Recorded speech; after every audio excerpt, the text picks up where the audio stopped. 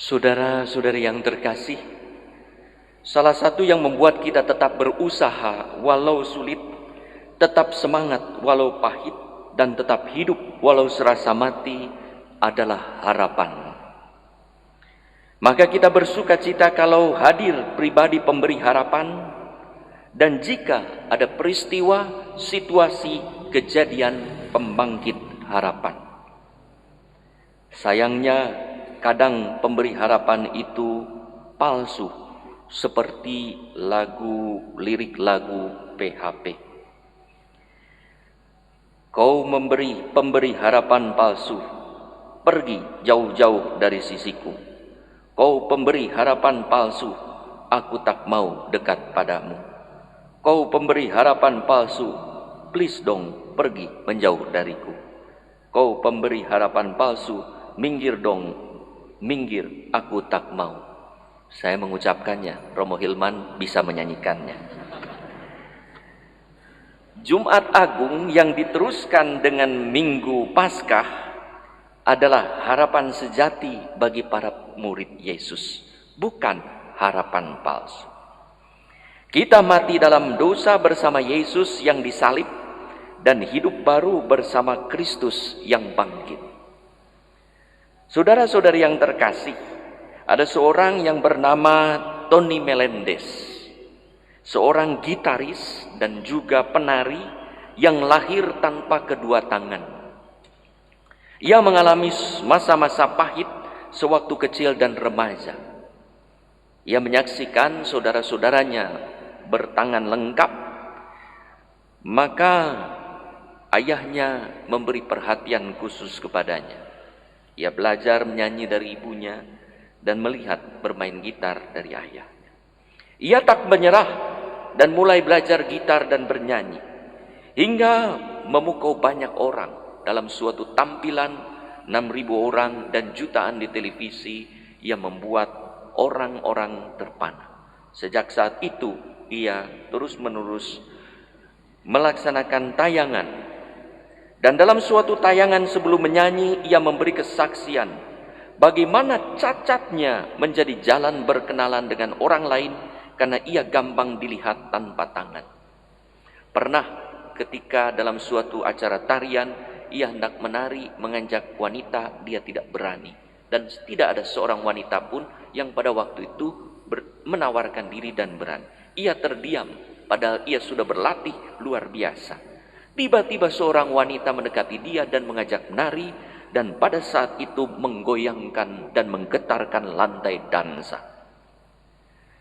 Sejak saat itu ia tampil menjadi terkenal dan mulai juga ikut dalam pelayanan-pelayanan dan memberi kesaksian bagaimana dalam cacatnya Allah berbuat baik. Ia tidak pernah memaki keadaan dan tidak pernah menyesali orang tuanya. Ia tetap bersyukur kepada Allah. Pada tahun 1987 ia tampil memukau di depan Paus Yohanes Paulus II dalam kunjungan ke Amerika di Los Angeles. Dengan sangat memukai menyanyikan lagu Never Be the Same. Hingga Paus turun dan mendekati dan ia berkata, I want to kiss him. Semua orang kaget, tidak menduga kata-kata Paus Yohanes Paulus II. Ia mendekati Tony Melendez. Tony Melendez terpaku, tak bergerak. Dia ambil kepalanya dan dia cium. Terpana semua. Bayangkan. Tony Melendez dicium oleh seorang santo yang kini menjadi santo. Paus berpesan, Tony Melendez, kamu memberi harapan kepada kita semua. Dan teruslah menjadi misionaris pemberi harapan pada semua orang. Ya, Tony Melendez terlibat banyak kegiatan aktivitas termasuk dalam aktivitas gereja. Pada tahun 1989, Tony menulis buku kisah hidupnya berjudul A Gift of Hope, karunia dari harapan. Siapapun dapat menjadi pemberi harapan. Orang-orang dapat memulainya hari ini dengan membantu siapapun yang membutuhkan, sekalipun kecil. Semua orang dapat membuat perubahan dalam hidupnya. Saudara-saudari yang terkasih, Saat para murid ikut terkubur dalam Jumat Agung, pagi-pagi benar menyongsong matahari bersinar, tanda harapan cerah, Maria Magdalena pergi ke kubur Yesus untuk merawatnya sebagai tanda cinta pada Yesus. Maria terkejut, Maria Magdalena, karena batu kubur telah terbuka dan tubuh Yesus pun sudah tak ada. Ia pergi dengan perasaan campur baur. Siapa yang mencuri Yesus? Apakah guru sungguh bangkit seperti yang pernah dikatakannya? Maria Magdalena yang sungguh mengasihi Tuhan dan mengalami ditebus Tuhan, percaya bahwa Tuhan telah bangkit. Bisa jadi ia ke kubur bukan sekedar untuk merempahi tubuh Yesus, tetapi juga untuk mengecek apakah Yesus sudah bangkit. Ada harapan dalam diri Maria Magdalena. Maka ia pergi bergegas. Siapa tahu Yesus sudah bangkit. Dan ternyata betul, jenazah sudah tak ada. Ia pun berlari segera memberi harapan kepada Petrus dan murid yang dikasihi Yesus. Bisa saja Petrus dan murid yang dikasihi melihat dan mendengar Maria Magdalena berkata, "Jangan mimpi, pergi, kamu masih dirundung duka." Karena mereka tahu siapa Maria Magdalena. Mereka langsung bergegas mengabaikan semua perasaan kecewa dan takut, perasaan ragu, pergi menengok ke kubur karena melihat bagaimana kebangkitan itu sebetulnya telah terjadi dalam diri Maria Magdalena. Petrus kenal bagaimana dan tahu bagaimana Maria berada begitu berduka dan menyertai perjalanan Yesus, bahkan sampai disalib menurut tradisi dan gambar-gambar. Luar biasa ternyata yang dialami oleh Maria Magdalena. Ada semangat dan kehidupan, ada kebangkitan.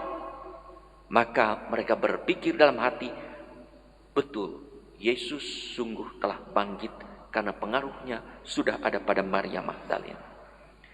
Maria Magdalena adalah pemberi harapan di tengah kegelapan para murid. Dan kalau kita ikuti bacaan berikutnya, Maria Magdalena yang begitu mengasihi Yesus dan merasa sedih tak bisa berjumpa dengan Yesus, setidaknya dengan tubuhnya, ternyata ditemui Yesus di jalan. Ia pun bersuka cita dan memberitahu pada murid-muridnya di dalam Yohanes 20 dan 18 hingga ia berkata, "Aku telah melihat Tuhan." Melihat bukan berarti hanya pengetahuan fisik, tetapi pengenalan dan pengalaman perjumpaan pribadi. Akar pengalaman kebangkitan yang dialami oleh Maria Magdalena adalah kasih pada Yesus. Saudara-saudari yang terkasih, Paskah adalah bukti harapan sejati yang diwartakan oleh Yesus, yang adalah pemberi harapan sejati. Ia berkata, anak manusia harus diserahkan ke tangan orang-orang berdosa dan disalibkan, dan akan bangkit pada hari ketiga, dan sungguh bangkit pada hari ketiga. Untuk itulah Paulus berkata dalam 1 Korintus 15:17, jika Kristus tidak dibangkitkan, maka sia-sialah kepercayaan kamu dan kamu masih hidup dalam dosamu. Bersama dengan Kristus kita dibangkitkan dan diutus menjadi pemberi harapan sejati, melawan pemberi harapan palsu. Banyak orang yang berada dalam situasi putus asa, terlebih lagi mereka yang sangat terdampak pandemi COVID-19. Mari kita menjadi misionaris pemberi harapan sejati. Dari melakukan tindakan sederhana, penuh makna bagi mereka yang membutuhkan. Entah melalui kehadiran, baik secara virtual maupun real jika dimungkinkan. Baik melalui bantuan material lewat sedekah para penderma, maupun bantuan spiritual melalui doa para pendoa.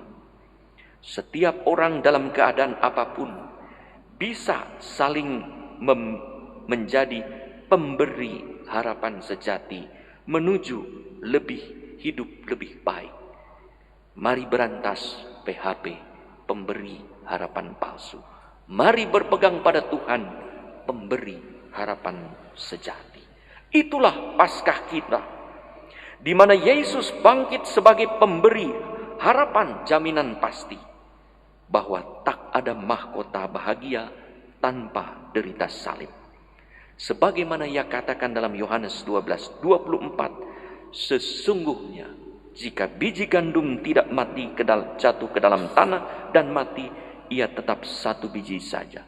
Tetapi jika ia mati, ia menghasilkan banyak buah. Yesus, sang biji gandum, telah mati dan kini bangkit menghasilkan banyak buah. Buah-buahnya adalah kita. Mari kita menjadi pemberi harapan sejati bagi sesama yang putus asa dan membutuhkan harapan.